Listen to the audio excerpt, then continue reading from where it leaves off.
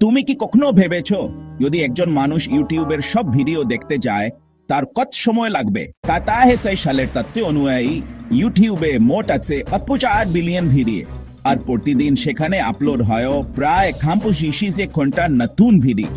ভাবতে পারছো? এটা একেবারে আমাদের কল্পনার বাইরে। চলো এবার হিসাব করি। ধরো প্রতিটি ভিডিও গড়ে 5 মিনিট, তাহলে মোট সময় দাঁড়াবে 4 বিলিয়ন মিনিট, মানে প্রায় কোটি ঘন্টা। এবার দিনে 30 ঘন্টা ধরে দেখলে পুরো ইউটিউব শেষ করতে লাগবে প্রায় 26 লাখ বছর। হ্যাঁ, ঠিকই শুনেছো।